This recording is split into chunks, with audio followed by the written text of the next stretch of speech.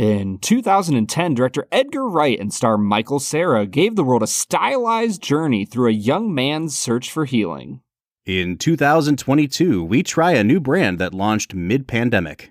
The film is Scott Pilgrim versus the World. The whiskey is Puncher's Chance Bourbon. Hey, that's a good pairing, It's Bob, a good one, isn't it? Because they punch a lot. Because of punching. Yeah.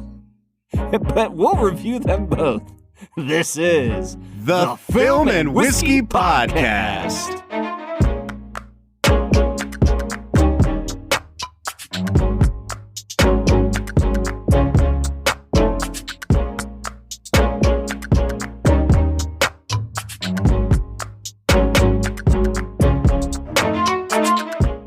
Welcome to the Film and Whiskey Podcast, where each week we review a classic movie and a glass of whiskey.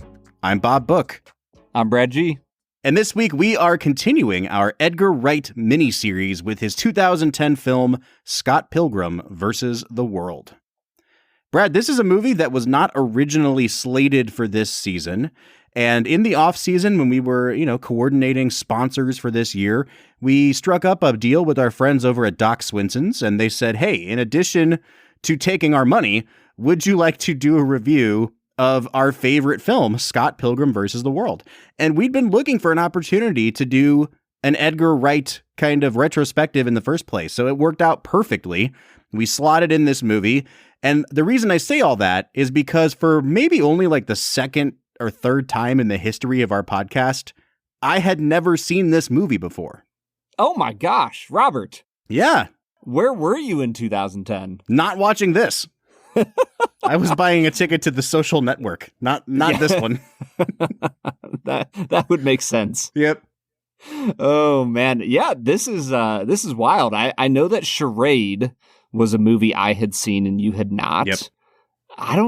What other movies did you? I mean, there might have been. I don't think I had ever watched. Well, no, that's not true. I was going to say Secondhand Lions, but I had watched that prior. On my recommendation. Yes, yeah. Yeah.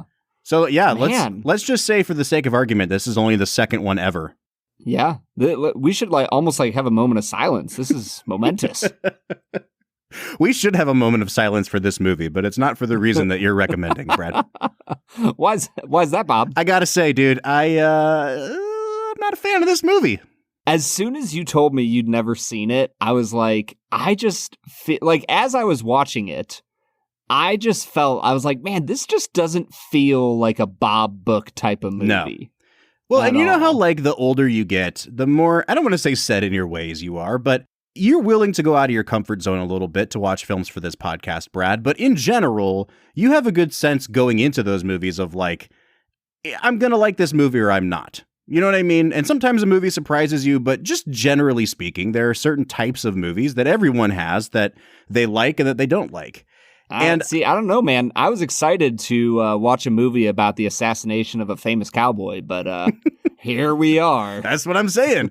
So this movie, I've never seen it, but partially it's because I think I just always knew I wasn't going to like this movie. I was very familiar with it. I've seen visuals from it before. It's just in this weird kind of subgenre of, I don't even want to call it video game movie, but that sort of fantasy loser nerd movie that I just it just doesn't. No, it's not a movie for losers and nerds. It's a movie about a loser and a nerd that is for fantastical. Losers and nerds. No. I see what you're saying there, Bob. Stop it. Fine. Yeah, that's right. I'll stand by it. Hey, man, this is the place to be honest with how you really feel about the world. Yeah, man. It just exists in this really weird place for me where I'll watch a quote unquote dumb action movie all day. I've raved to people about Michael Bay's movie Ambulance this year. I loved that movie. This movie, it's in this middle ground for me where it's I just don't think that's going to be for me. And I'll tell you what, man, I respect what is happening on screen, but as it's unfolding, I'm this is not for me. If it makes you feel any better, this movie was made on a budget of $60 million, and its worldwide gross was $49 million. Yeah. So yikes. Clearly the world agreed with you. Scott Pilgrim lost in his battle. He certainly did, man. All right. So you had seen this movie prior to the podcast. I had. Yeah. Oh, cool. I think this was my second maybe third time watching it. I know I watched it in college at the request of a friend. We watched it together at some point, and I really enjoyed it. I thought it was like a fun, amusing, quirky kind of movie. Honestly, I think it would have been... I'm pretty sure I saw it before I saw Shaun of the Dead, so I think it would have been my first experience with Edgar Wright. I'm developing a theory, and I say that because everything I say about this movie is going to be an in development theory, because I literally finished watching this movie 90 seconds before we pressed record. like I finished the film, I came on, I said, "Hey Brad," and we started recording. What was there, like a really quick Edgar Wright cut from you, like ripping the DVD out of the player, slamming it into the case, slamming the case closed, pulling your microphone out, and just boom, you're there. And then here I am.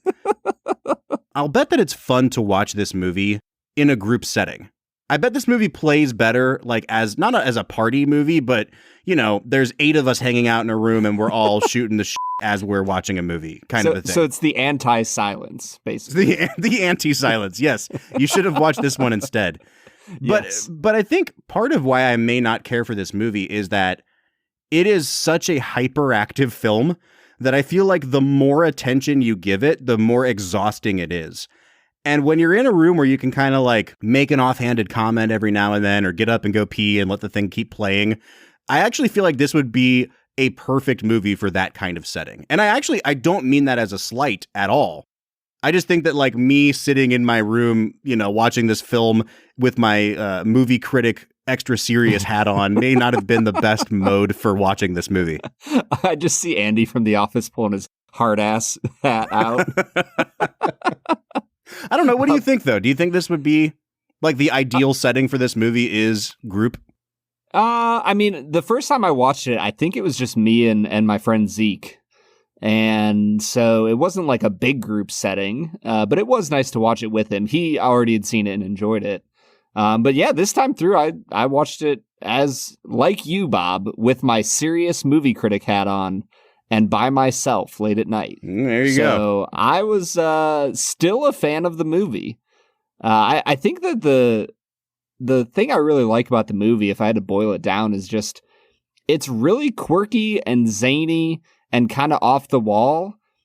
And the humor works for me. And it's got a really sweet message of like a boy and a girl who are really lost in their lives and finding each other in the midst of not being certain about what's going on for them. Yeah. I'm like, I'm down with that. It's not like a 10 out of 10 or anything. It's not even a 9 out of 10, but it's fun and amusing and entertaining. And I like that about it. I'm with you, man. I think that there's even for me as a guy who didn't care for the movie, it is admirable that everyone involved in this movie is 100% committed to the bit. You know what I mean? Like everyone has bought in, and it is a very, very particular. I think part of what was so jarring about it for me is that it wasn't. I don't know how to explain it. I was going to say it's not self-aware. That's not true because it's totally self-aware, but it's not self-aware in the Marvel way. Yeah. Do you know what I mean? Where they're like undercutting everything with like winks at the camera. This one, like it parodies the super serious kind of like anime roots that it's going for, but it's also doing it at like a 100% commitment level. And I couldn't like, part of what threw me was like, I'm trying to figure out, are we watching a fantastical world here where the things in this world are actually happening? Are we just watching what's going on inside some, like young man's head? Are we just supposed to, I couldn't quite understand, like, what's the realism of this world? But again, I think part of the reason that it threw me so much is that they aren't winking at the camera the whole time. And it's kind of refreshing in a way to go back and watch a Phase 3 MCU movie where not everything has to be a send-up of itself. Well, and that's the beautiful thing about this movie, that I don't know, I was watching a review. This is going to be super nerdy, Bob.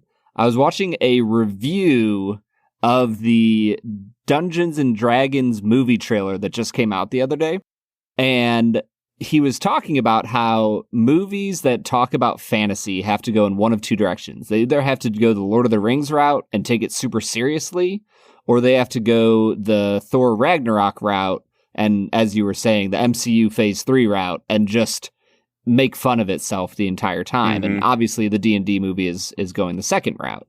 The thing I love about Scott Pilgrim is that it takes itself really seriously. Like, it knows that it is a graphic novel adaptation. It doesn't try to be anything else. And it's just content to be what it is. And I can respect that in a director. I was telling a friend of mine that I really just think that Edgar Wright is one of the very few directors that could have pulled off Scott Pilgrim versus the World. Like I really think it's one of the best graphic novel adaptations that's ever been done. And I think it's because Edgar Wright, with his style of cinematography, just fits the world of manga and all of that goes into that. All right, Brad, we've gone like 10 minutes already, and we have not thrown over to America's favorite segment, Brad Explains. As we prepare for that gem, we're gonna say real quick, whether this is your first time listening to our podcast or the 100th time, we'd love to encourage you to go visit our Patreon at patreon.com/filmwhiskey. There you can support us at 3 different levels, a $3, $5, and $7 a month tier. At each tier, you get tons of bonus perks, including access to a patrons-only Discord server that we are on every single day. Brad, I really love interacting with our patrons. It's like one of my favorite things about this podcast is not just the input that we get from them, but just getting to know the patrons on like such a cool level. Yeah, there's some really authentic friendships that have sprung up in the midst of our patron community. And I'm just really thankful for that because a lot of times the internet is a place where things suck. And I'm really happy that I feel like we've been able to provide just the tiniest, teensiest little corner of the internet that's pretty awesome. If you too want to pay for our friendship, you can go visit us at patreon.com/filmwhiskey. Brad, it is time for Brad Explains, the part of the podcast where my co-host Brad breaks down the plot of the film that he has just seen, often for the first time. Brad, we've put 60 seconds on the clock. Can you break down the plot of Scott Pilgrim versus the World? Scott Pilgrim is a young 22-year-old Canadian who is really struggling to deal with the breakup of someone he thought to be his true love. And in the midst of that, he starts dating a 17-year-old high schooler, which his friends all tell him is an absolutely terrible idea. He eventually meets this girl named Ramona Flowers, who he is wildly interested in. He's had dreams about her. And so he tries to break up with Knives, isn't able to do it. And he tries to pursue Ramona, and she is interested in him for some reason. So they start dating, and Knives becomes his stalker. Scott's in a band that is really terrible. They're called the Sex Bombs. He has a gay roommate. His sister is Anna Kendricks. He fights a bunch of evil ex-boyfriends and girlfriends of Ramona Flowers. And that's like the whole thrust of the movie, that he fights all these bad people. And he figures out in the end that he is worth her love, and she learns that she can be her own person. And it's really beautiful. Boom. Boom. Or should we say ba-bomb? Ba-bomb. All right. Bob, I have a question. No, all right, I have a question for you. Yeah. Go ahead. Do you know what a ba-bomb is? I do not. A ba-bomb is the little bomb character that tries to blow Mario. Yeah, in Mario. That's in right. The Mario series. I knew that I had heard of that before. Yeah, you're welcome. How fun. Okay. So do you get it? It's a reference to a video game. It's a reference. Wow. Yeah. Wow. An avocado. Thanks. All right.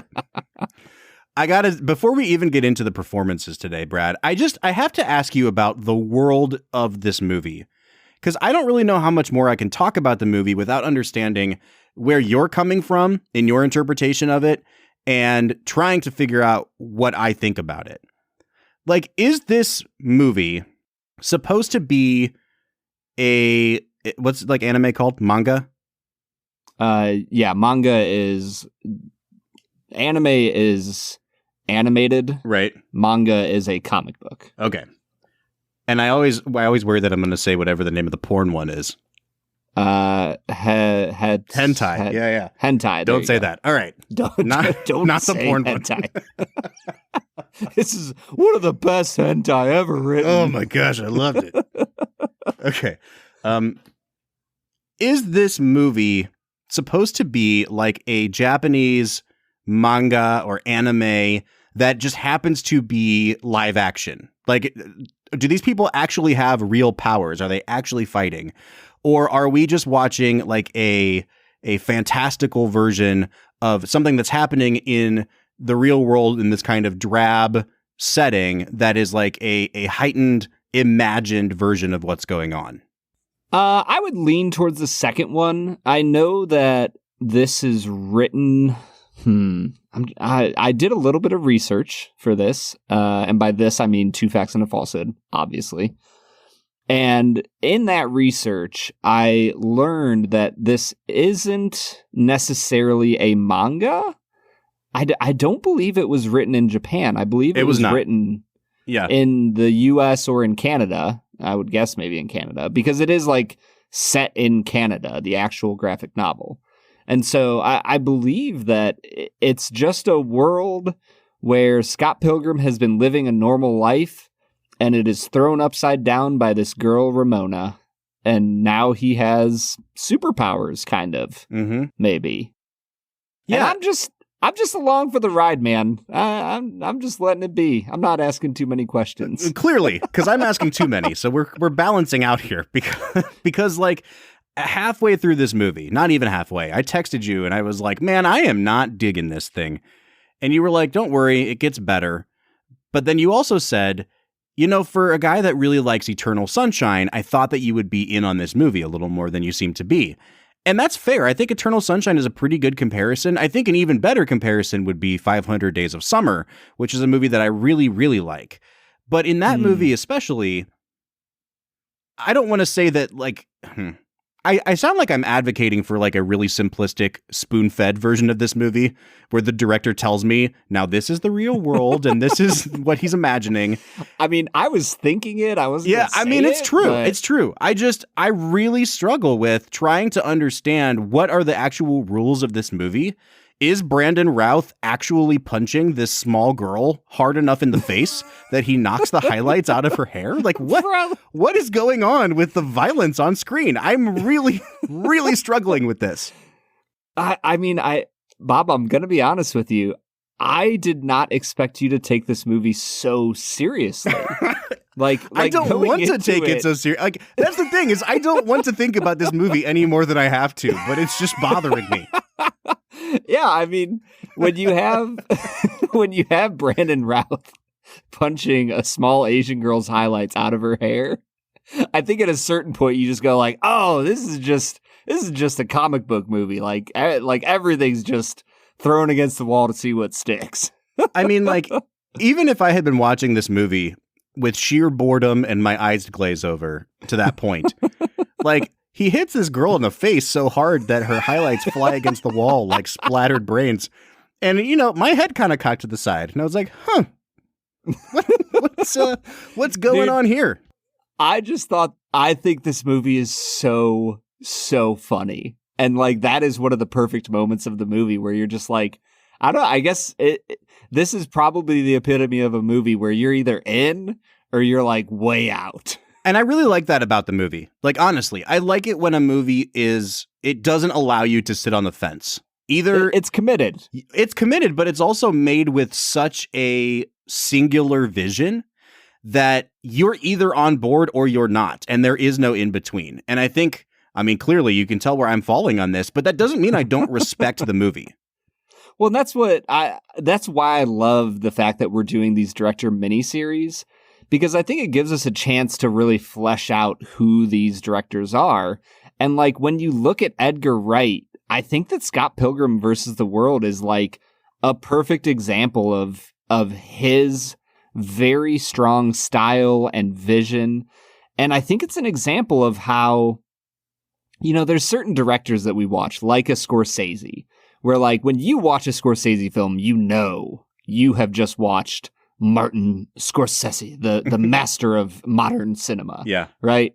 And like I think that some people can look down on a director like Edgar Wright, who just, I think he is as singularly unique and focused in his vision as somebody like Scorsese. He just does it with a lot zanier concepts. And he does it with things like Shaun of the Dead and Baby Driver and these graphic novels. And it's just wild and crazy. And for me, I've just not seen an Edgar Wright movie that I wasn't just had a lot of fun with. It's definitely a fun movie. I'll give it that. And I think it's really interesting because the order that we recorded our recent episodes, there's been an episode in between Silence and this one, but the last episode you and I recorded together was Silence. And in that episode, we talked about how it seems on the surface like Silence is an anomaly in Scorsese's catalog because it's, it came after Wolf of Wall Street, and Wolf of Wall Street shares so much in common with Goodfellas and Casino, and that's what you think of when you think Scorsese. But when you really dig beneath the surface, all the themes are still there. And I think it's kind of similar with this movie. We're going to do Baby Driver next week. And honestly, Baby Driver might be the anomaly of Edgar Wright's career to this point, because so many of his movies are about the growing up process and finding a clever metaphor for these, young or middle-aged men finally coming to their senses and growing up. And so I think this movie really does have a lot in common with Shaun of the Dead, with The World's End, with Hot Fuzz. It's just made stylistically a little bit differently. And so that's what threw me off, when it comes to like a surface level reading. But beneath the surface, all those themes are still there. Man, I feel like you're talking yourself into a higher score as we speak. I don't even have to do anything here. Nope. Don't worry, the rug will get pulled out in about 30 minutes here. Let's talk about the performances here. Do you want to start in the periphery with somebody like Anna Kendricks, or do you just want to jump to Michael Cera and Mary Elizabeth Winstead? Let's go to my boy Mikey C. Mikey C. One of my favorite gifs of all time is when he walks in and just crumples onto the floor asleep with his book bag on.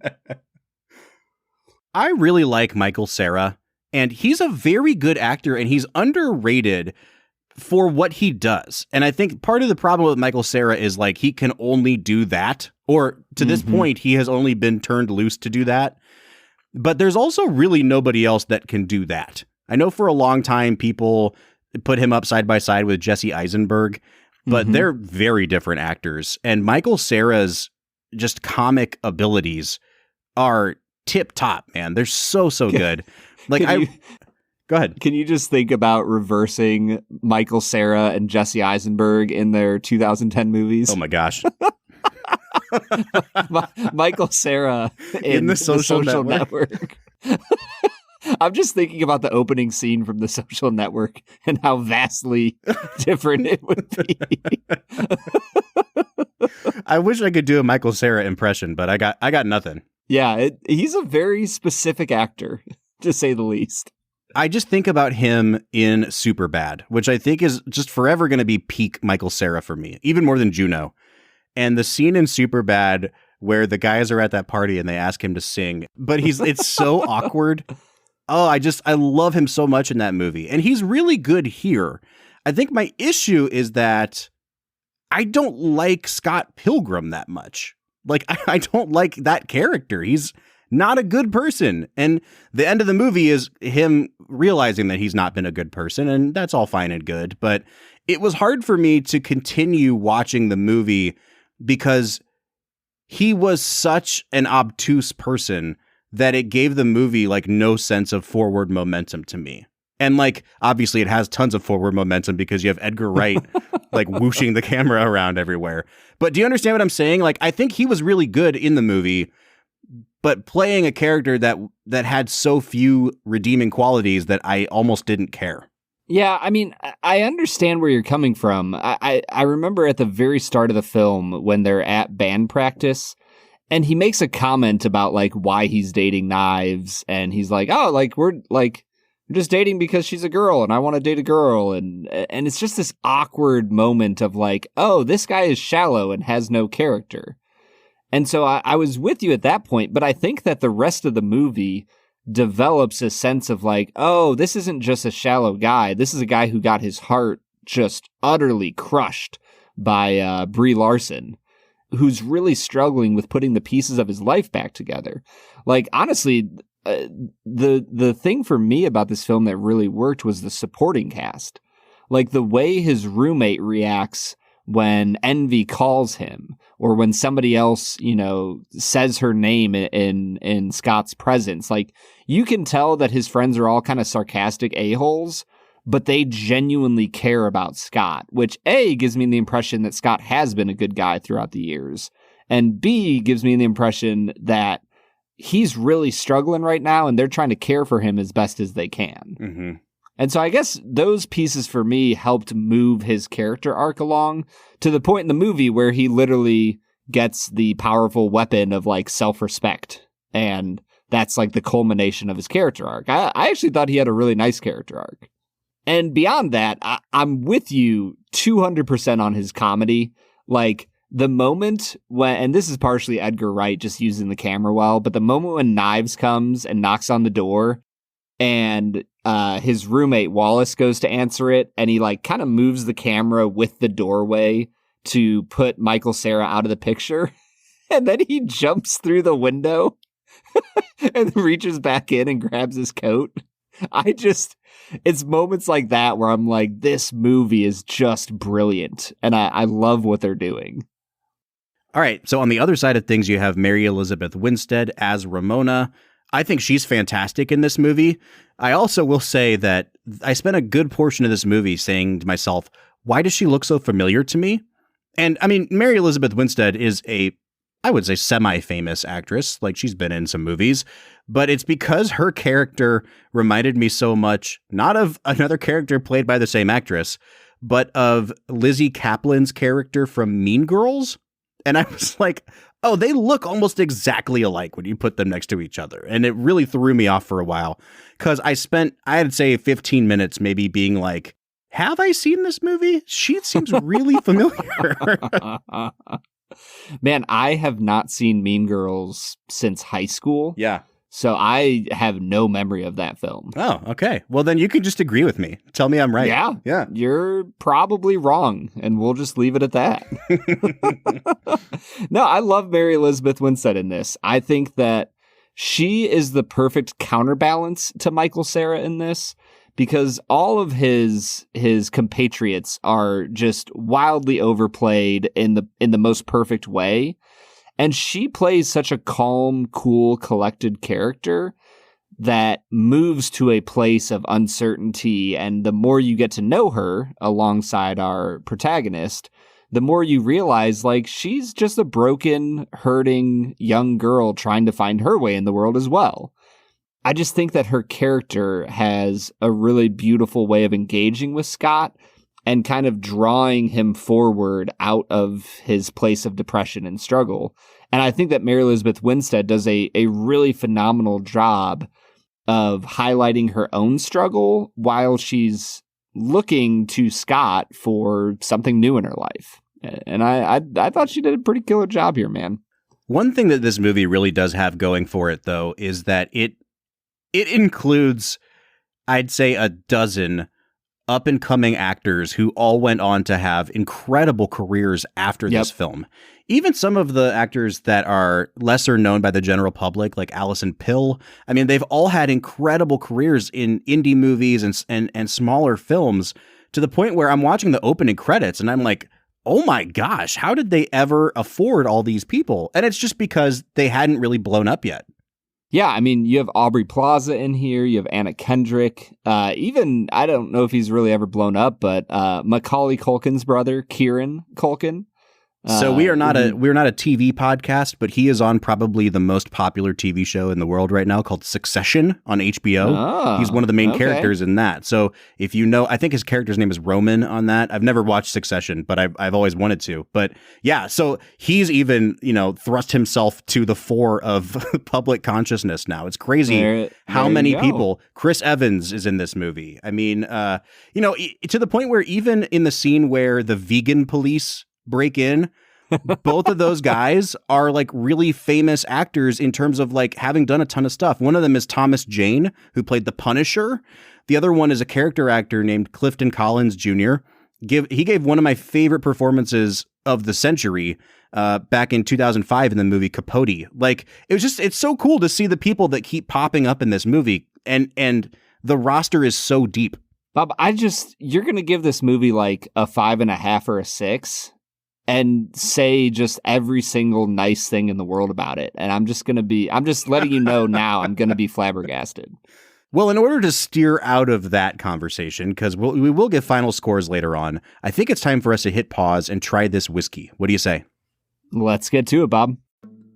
Lately, I've been finding myself pulling whiskeys off the shelf that are consistently unique, ones that tell a good story every time I pop the cork, and I have to say that Doc Swinson's is absolutely top tier when it comes to a fascinating pour. What separates Doc Swinson's from the rest of the pack is their unrelenting goal of always letting the whiskey shine. No matter what whiskey comes through the front door at Doc's, their team of tasters will blend and finish it into something that is deliciously memorable. The beautiful thing about a good blended whiskey is that oftentimes, with proper care and attention, they turn into a whiskey that is truly greater than the sum of their parts. Whether you're trying their alter ego, blender's cut, or exploratory series, you are guaranteed to have a phenomenal experience with Doc Swinson's whiskey. You can find them online at docswhiskey.com. That's DOCS whiskey.com.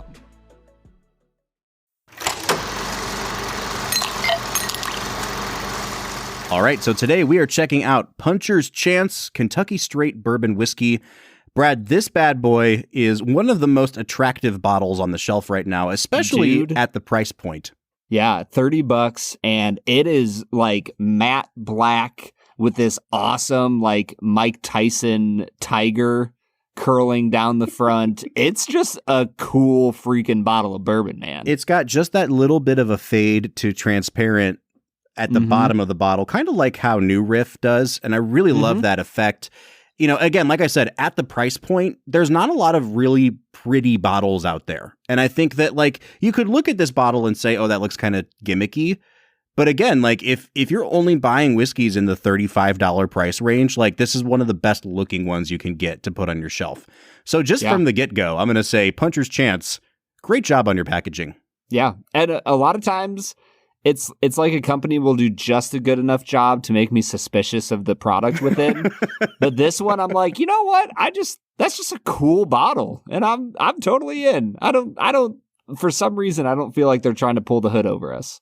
So Puncher's Chance is owned by a distillery in Eugene, Oregon called Wolf Spirit Distillery, but what is in the bottle is actually sourced whiskey. It's why it's called a Kentucky Straight Bourbon Whiskey. It does not say where it is sourced from, but there is a company that's been set up in Bardstown, Kentucky called Puncher's Chance Bourbon. So they're sourcing it from somewhere in Bardstown, probably.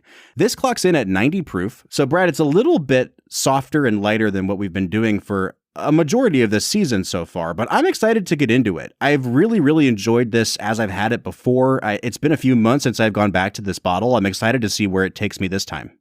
Yeah, I tried this when we got it a little while ago and remember thinking like, man, $30, this is like a solid pour. And then today, as I got into it again, the nose here, Bob, is just this like really nice, like movie popcorn butter. Like not popcorn itself, but like the butter that you put on it. It's just very rich. And then there's lots of nice vanilla and caramel. It has a nice, pleasant nose, but nothing that like stands out for it. So I'll give it a 7 out of 10 on the nose. It's often hard to distinguish for me what kind of sweetness I'm picking up on a bourbon. You know, like sometimes we say honey, sometimes we say caramel or brown sugar, and sometimes it's just kind of vaguely sweet. This one, I will say, does a really good job of, and I mean this as a compliment, almost having like an artificial sweetness to it on the nose. Like it smells like cotton candy or bubble gum, like a powdery, like when you unwrap a stick of pink bubble gum and it has that powder on the outside of it. That's what I pick up on the nose here. And I get how you're picking up some of that popcorn butter, but for me, the thing that's really just kind of hitting me as I put my nose in this is that dusty bubble gum or cotton candy smell. I like it a lot. I'm going to give it a 7.5 on the nose. It's kind of like that, like the big league chew. Yes. Yeah, absolutely. Oh man, that takes me back. The palate here is like I'm going to just copy what you said, Bob. It's like kind of pleasantly, generically sweet. It's definitely got that buttery notes still going on. For me, the most complex thing I got was that there's a few hints of like peanut kind of throughout. But yeah, it's just a really nice, above average bourbon so far. So I'll give it a 7 out of 10. Yeah, man. And it's easy to drink. It doesn't seem watered down. If there is something I'm going to knock it for, it's that the mouthfeel is kind of thin, but it has a lot of that peanutty kind of flavor to it. It reminds me of some Heaven Hill products. I'm not going to go as far as to say that I think this is Heaven Hill, but it reminds me of some of those products. I really like this a lot. If it wasn't for that thin mouthfeel, I think my score might be even higher here, but the alcohol makes itself known, and it's also not harsh. And so it has a really nice balance to it on the palate. I'm going to give it I'll give it an 8 out of 10. Yeah, and then we get into the finish. For me, the finish is where this struggles just a little bit. It's kind of short. It's a little bit oaky. There's bits of vanilla going on. Some of that butteriness comes through, but there's not a lot of spice there, not a lot of depth on the finish. It's still solid, but I'll jump down a little bit, give it a 6 out of 10. Yeah, I'm going to give it a 6.5. I'm kind of with you. There is just a touch of an almost like herbal or piney thing going on the back of my palate here that was just slightly unpleasant. But like I said, there's not a ton of alcohol burn, even though the alcohol makes itself known. I like this finish for the most part, but I'm going to give it a 6.5. Yeah, and the balance, this is a decently balanced whiskey. I'll give it a 6.5. The big struggle is that there's nothing really that pops with the flavor, but there's nothing that stands out poorly for me either. So it's pretty solid. Yeah, I'm going to give it a 7.5 on the balance. And again, it might be because I already know what the cost of this is, and so I'm being kind of light on it. But I mean, again, like we always keep in mind the value of this. And I think when we get to the value, I'll reflect this a little bit better, but this is a really solid whiskey for the price. And it comes in really cool packaging. So it's like, it's like a double bonus. I'm going to give it a 7.5 on the balance. Yeah, and then we're at the value category. Bob, we already said it. This bottle costs $30. And I think I'll give it a 7 out of 10. Like, this is like a really solid value for just an all-around nice bourbon. Yeah, I'm also going to give it a 7. Everything you said is correct. I have nothing to add to it. Really solid, pleasant. I'm going to forget that I drank this in about 15 minutes, but it's okay because it was a really good experience while it lasted. You know what I mean? Yeah. Yeah, I'm coming to a 33.5 out of 50, Bob. Where are you at? I'm at a 36.5, which frankly I think is a little too high for this. I was probably a bit influenced by the fact that it is only a $30 bottle of whiskey. But again, like I don't regret giving it that score either. There was nothing about this that I would call a negative experience whatsoever.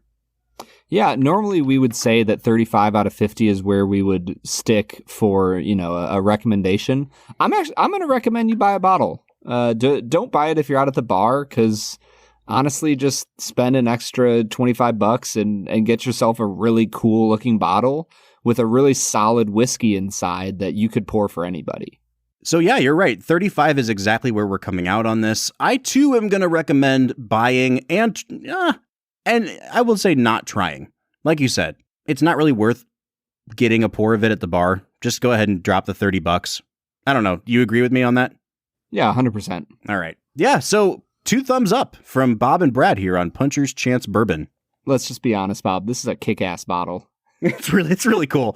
How many of our points were awarded on bottle alone? Man, the fact that the whiskey inside is like solid, like I'd give it like a B- to B range whiskey inside with really freaking cool packaging. I'm sold, man. I'm in. Well, speaking of things that are like a C wrapped around a B packaging, let's get back into talking about Scott Pilgrim versus the World.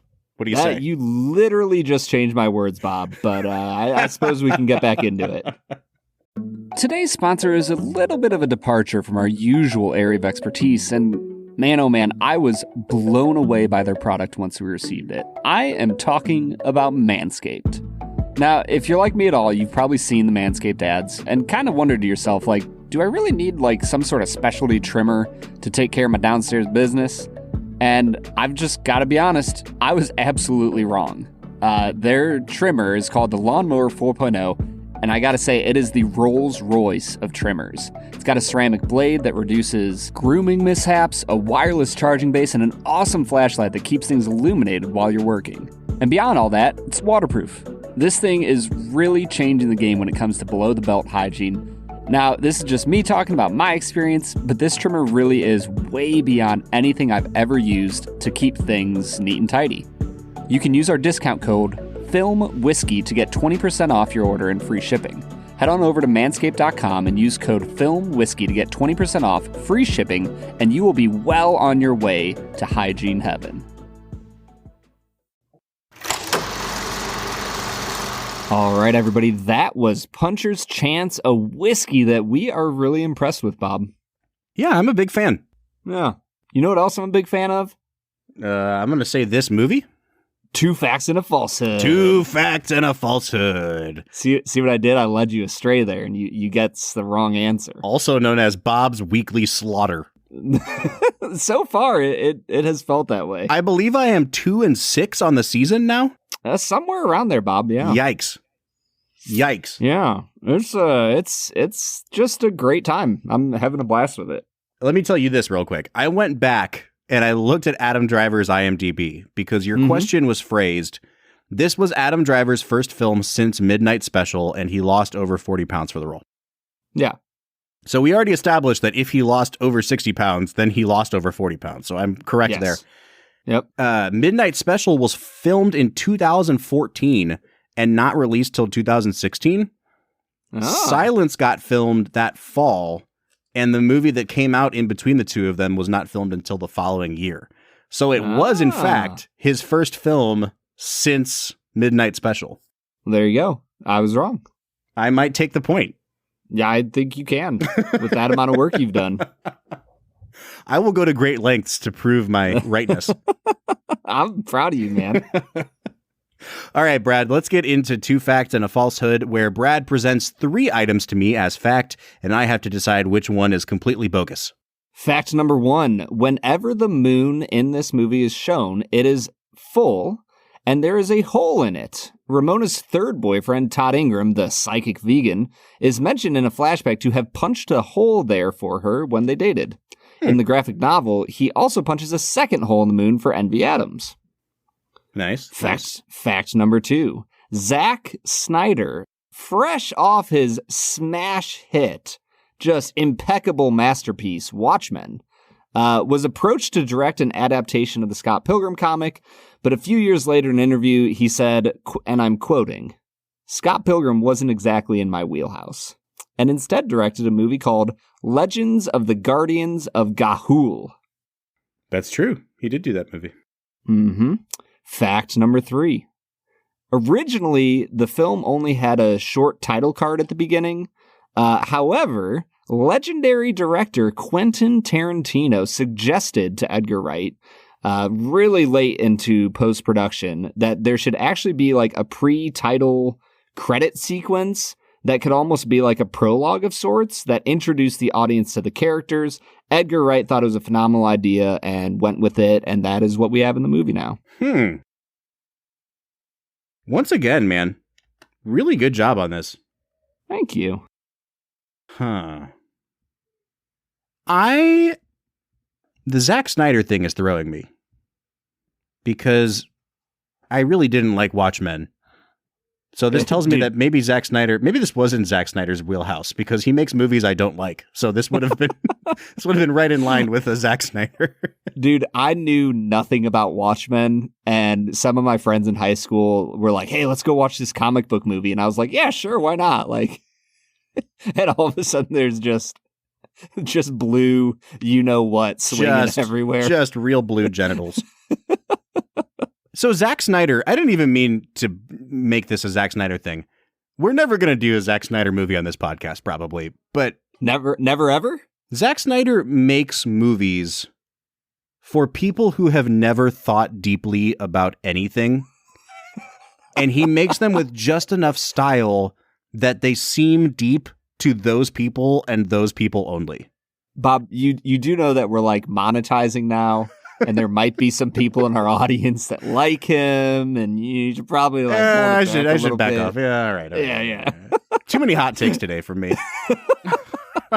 Dude, I'm with you, man. Like, I remember watching 300 in high school and being like, wow, that was like kind of cool. Like, there's these Spartans killing people, and it's history and neat. But like looking back on it, I'm like, that was a weird movie, bro.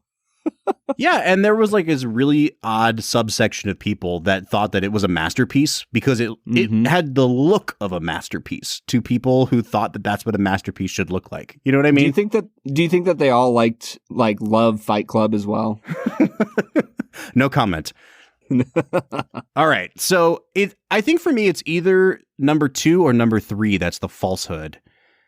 I don't remember reading anything about Tarantino in regards to this movie, but I also don't remember reading anything about Zack Snyder. It does seem like they could have approached Zack Snyder about it. I think it's probably more likely that Tarantino had some involvement with this than that Zack Snyder did. So I'm going to say 2 is The Falsehood, and that's based on absolutely nothing. Robert, you are 100% correct. Yeah, all right. You got one, man. Finally.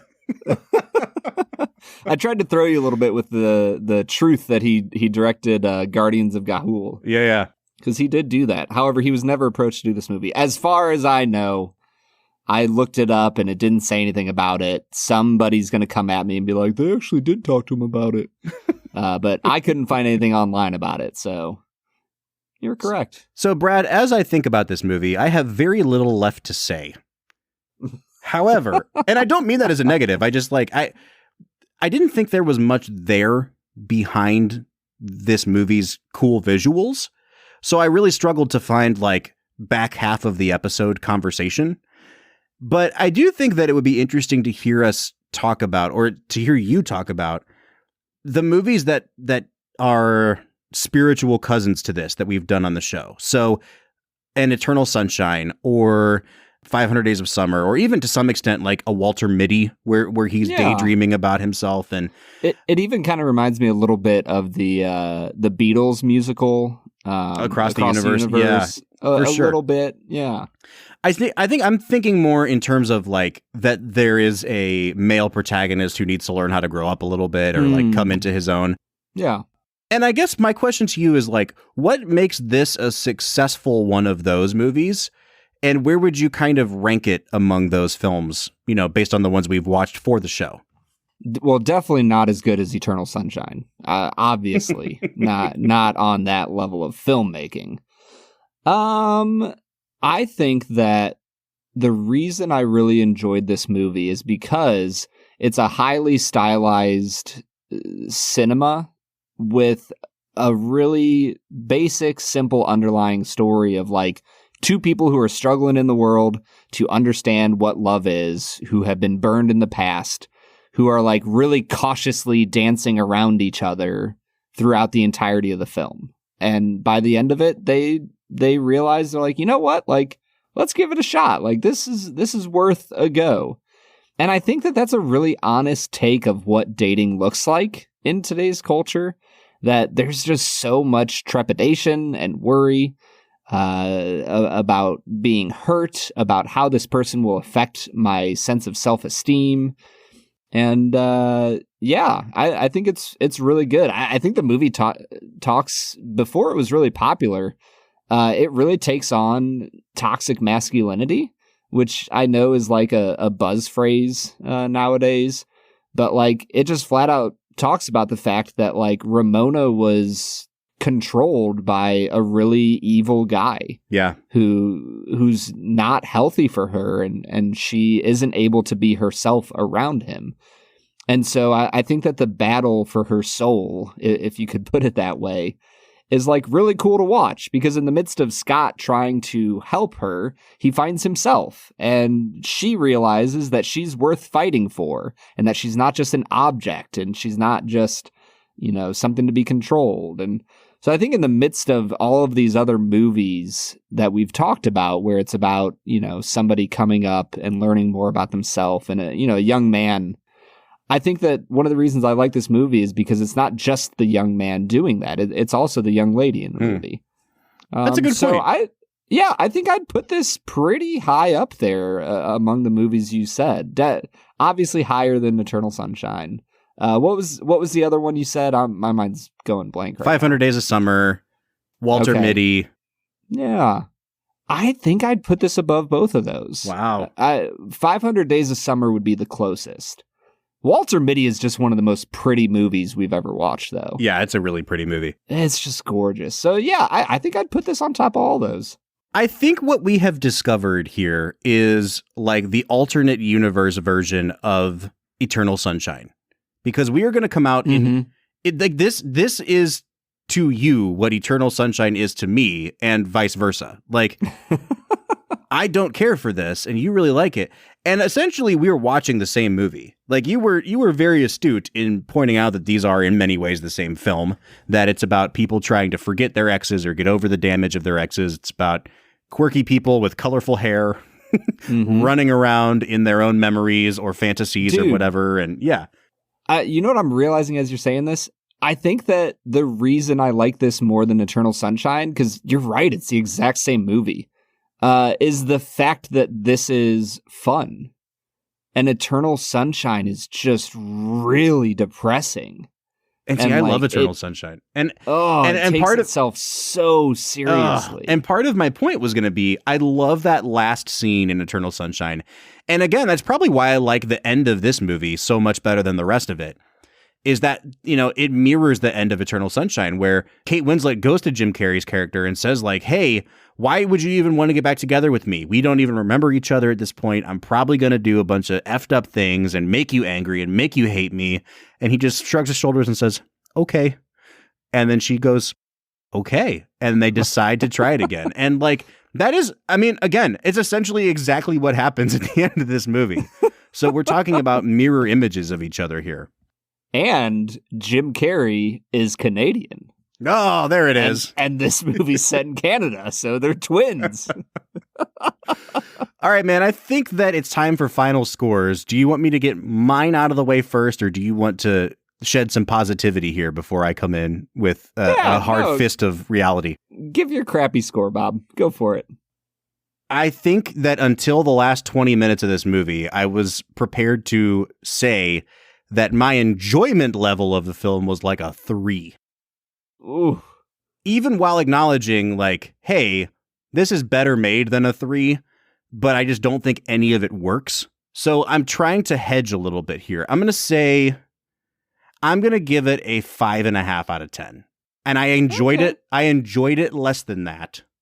Like, I enjoyed it like a 4.5 out of 10. But I think that it is still well made enough to begrudgingly say that it's just above the midway point for me. Is it just your bitterness towards like video games and the fact that you got left behind so long ago? Is it? I'm really curious what I don't know. There's some bitterness there somewhere, but I haven't like mined to the core of it yet. So we'll do that in our next counseling session, Bob. Absolutely. I'll give this an 8 out of 10, Bob. Like, it's solid. It's funny. Yeah, dude, some of the lines in this, like when Ramona and Scott are just having a conversation about garlic bread and Scott's like, I would eat this literally all the time if I could. And Ramona's like, well, then you'd get fat. He's like, why would I get fat? She goes, because bread makes you fat.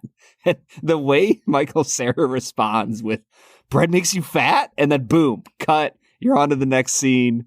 Like, it's just a perfect moment to exemplify what Edgar Wright does as a director.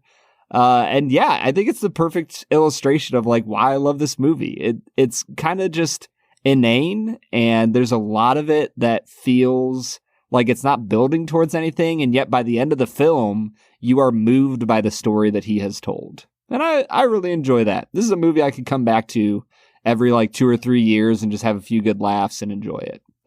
All right, so we're coming out to an average of a 6.5 out of 10, but we'd like to know what you think. If you've seen Scott Pilgrim, if you want to rake me over the coals, you can find us on social media, Facebook, Twitter, Instagram, and newly on TikTok @FilmWhiskey. You can also find us on Discord. If you've never heard of Discord before, it is a really simple platform where you can just chat and talk to only the people you want to talk to.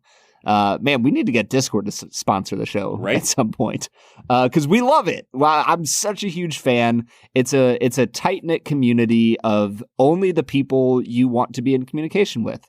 So jump on our Discord. It's a really fun, as I said before, it's a really fun little corner of the internet that's pretty uplifting.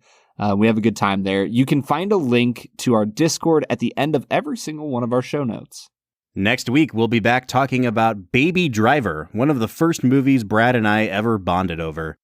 I'm really excited to revisit that one, even though its cast is now a minefield of cancellations.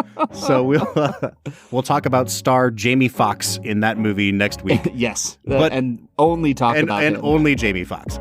But until then, I'm Bob Book. I'm Brad G. And we'll see you next time.